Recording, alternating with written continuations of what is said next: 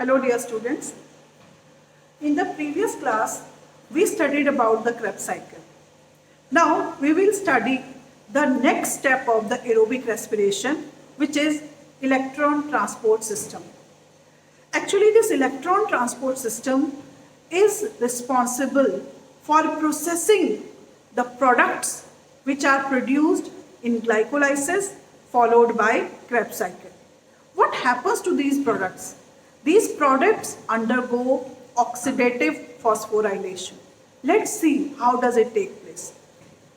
So in electron transport system, which actually takes place in the mitochondrial membrane, inner mitochondrial membrane, which are called cristae. In this membrane, you can see this is a part of the mitochondrial membrane. This is the outer side and this is the matrix side. And this is actually the inner mitochondrial membrane, which is called as the cristae.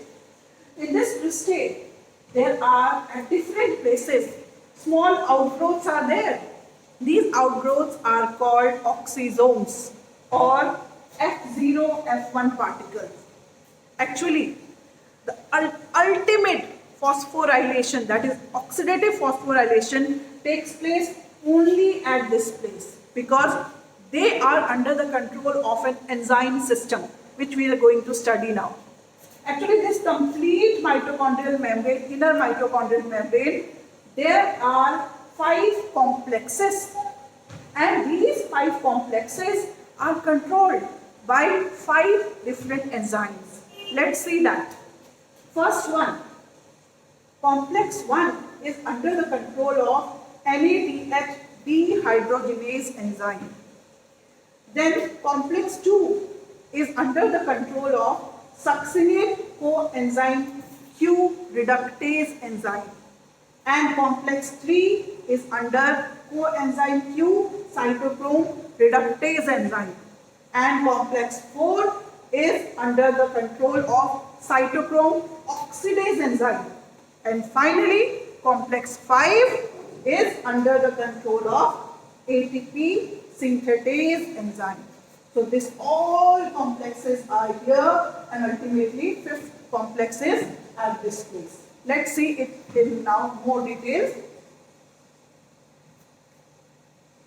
You can see this is actually the inner mitochondrial membrane where the whole system of electron transport chain is there, and this electron transport chain is responsible for oxidative phosphorylation.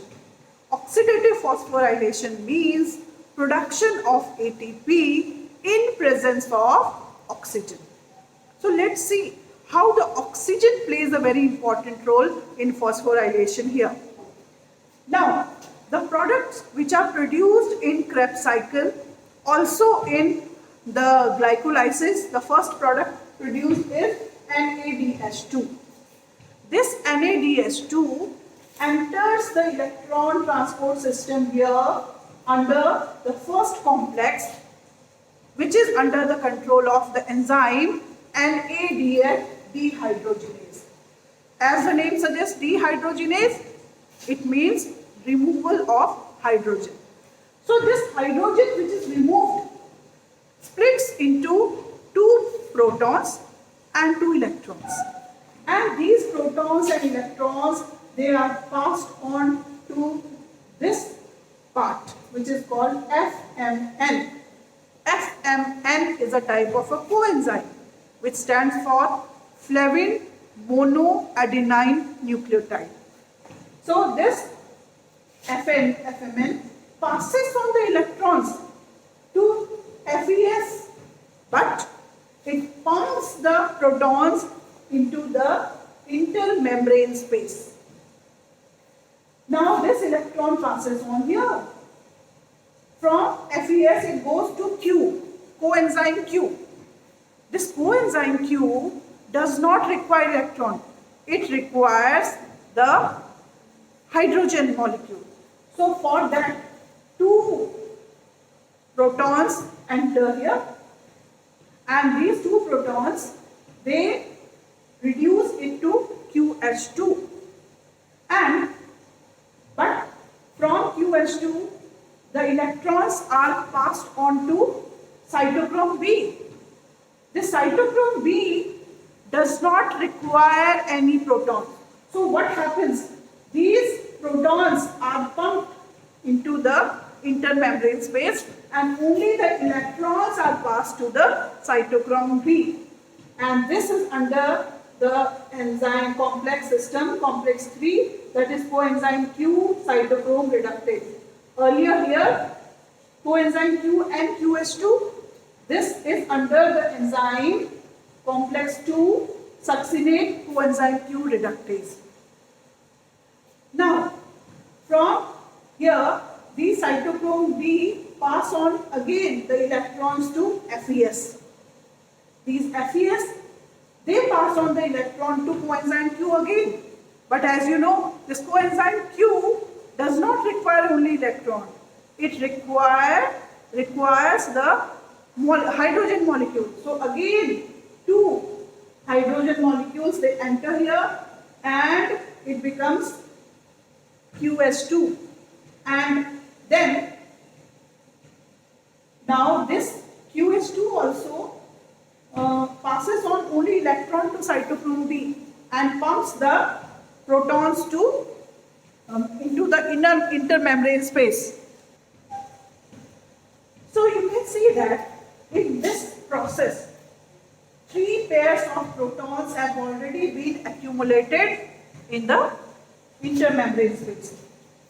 And finally, these protons are accepted by cytochrome A3 complex. But here, along with the hydrogen, oxygen is also entering the mitochondrial membrane. Ultimately, whatever electrons they were going here, they are ultimately oxidized to form water molecule. So here hydrogen ions and electrons along with oxygen, they all combine and they form the water molecule. So in this way, this whole system, electron transport system, is completed by the formation of water molecule. But in this process of this complete electron transport, 3 pairs of protons are already accumulated. So these 3 pairs of protons, they are undergoing the oxidative phosphorylation, and they under the control of this ATP synthetase, they are used up for combining one molecule of ATP and one molecule of inorganic phosphate, and one ATP is synthesized. In this way, we see that from NADH2, one molecule of NADH2, you can see here, one molecule of NADH2, there are 3 pairs of protons generated, and each pair of proton responsible is forming one molecule of ATP. So one molecule of NADH2 is responsible for the formation of 3 ATP molecules. So when you do the system of calculating the ATP, we consider one NADH2 is responsible for the formation of 3 ATP molecules. Okay, but if you see FADH2 is entering this electron transport system at complex 2, and this is responsible for the formation of 2 pairs of protons. So we can say that one molecule of FADH2 is responsible for the formation of 2 ATP molecules. Okay, and ultimately, if you see the balance sheet, what happens? There are in all 10 molecules of NADH2 are produced.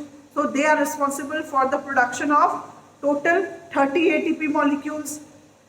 There are 2 molecules of FADH2 are produced, so which are responsible for the formation of 4 ATP molecules So total 34.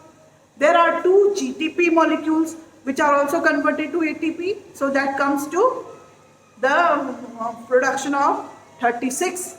And there are 2 ATP which are produced in the glycolysis only. So total 38 molecules of ATP are produced. So when you talk about the balance sheet of this complete aerobic respiration, one molecule of glucose under complete oxidation is responsible for the production of 38 ATP molecules. And this is also, along with that, carbon dioxide and water are also the byproducts. So this is how the complete process of aerobic respiration takes place. I hope you have understood the process of this electron transport system. Go through the diagram which is given in your book, and you must know the role of these 5 complexes. These 5 complexes are responsible for pushing the protons inside the electron transport system. And as a result, the proton motive force is generated in the intermembrane space, and that proton motive force only is responsible for the formation of ATP molecules, that is phosphorylation. Since the last part of the process, in this last part, oxygen is the acceptor of protons, or you can say the hydrogen. That's why it is called as oxidative phosphorylation. And this whole process takes place in the oxysomes. So when there are more the number of oxysomes, more will be the ATP synthesis takes place. That's why mitochondria are called as the powerhouse of the cell, because without mitochondria, one molecule of glucose is responsible for the production of only 2 ATP molecules. But after complete oxidation, the same glucose molecule is responsible for the production of 38 ATP molecules. So anaerobic respiration is a partial breakdown of glucose, whereas aerobic respiration is the complete breakdown of glucose with large amount of ATP generation. There only 2 ATP molecules were produced. Here 38 ATP molecules were produced. Also, in anaerobic respiration, there are the byproducts produced which are very, you can say, poisonous at higher concentration. So for in our body also, whenever our skeletal muscles, they undergo anaerobic respiration, that is lactic acid fermentation, we get pain. Whereas in case of aerobic respiration, there is no such byproduct produced which is poisonous. As a result, this process is more efficient. I hope you have understood this process. Thank you very much.